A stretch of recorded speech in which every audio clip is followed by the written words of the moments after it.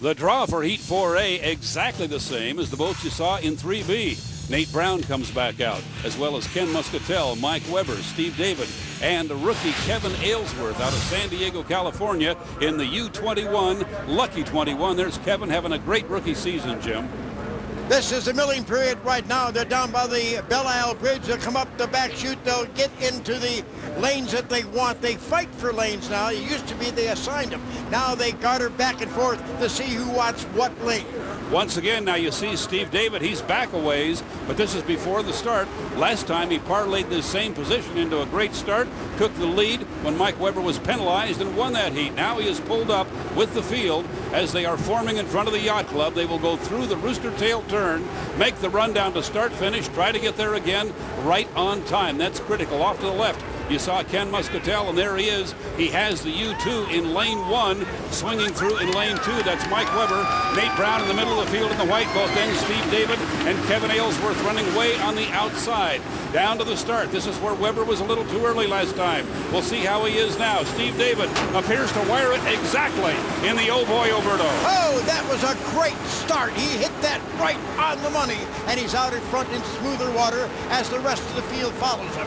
Down into that first sweeping wide turn as they come right at our camera on the Belle Isle Bridge. Just a fantastic start by Steve David and the Oh Boy Oberto.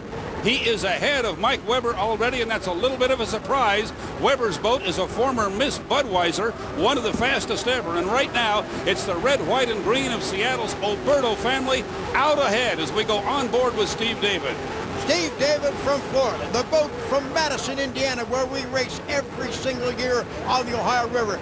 This boat on your left, the green and red, owned by 14,000 citizens that own the boat, but Oh Boy Oberto is the sponsor. Now look at Weber as he comes up on the inside. He'll use the short way around the race course. Oh, he's going to get through the Rooster Tail. He couldn't hold it in lane 1. Mike Weber got washed down as his boat skipped out and went through Steve David's Rooster Tail. Now he'll have to restart. He will probably be passed in the process if indeed he can get it started at all. Nate Brown has to take a little evasive action there as he comes by in the Elam.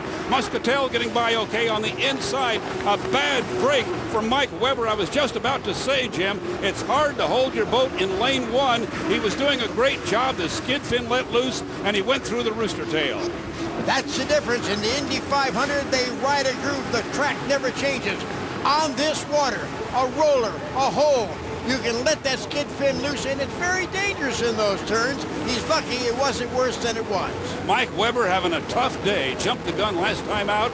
Now he's been washed down after getting into that Rooster Tail, and Steve David is our leader one more time in the Oh Boy Oberto, having a great Gold Cup here in 06. Another 400 points is ready, and the checkered flag falls. Oh Boy Oberto with Steve David picks up 440 points here in the Gold Cup. Having a great Sunday. 400 points will put him in the final easily, and of course it's a winner-take-all final at that point. Here's the checkered flag for Mike Weber. He did get it restarted, up and running, but he finishes way back in 5th place.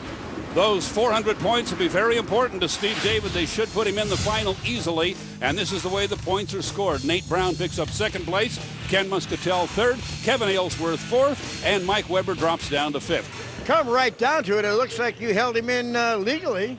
Yeah, I mean, I want to give Mike's a great racer. Want to leave him plenty of room, and I think it's just rough, and he basically unhooked. No calls, and you know, we wanted it to be a fair race. He's got a great race boat, and look forward to seeing all those guys in the final. All right, now you nailed the start pretty good. That gives us a little idea of what you're going to try to do in the winner-take-all finale. Yeah, we have a difficult time getting the inside. This boat's about 600 pounds heavier than everybody else, so I need a flying start to make that work. But I'm running to get some great competition. I mean, whoever wins this thing today is going to earn it, and hopefully it's going to be the Oberto, but got some great competition to run against.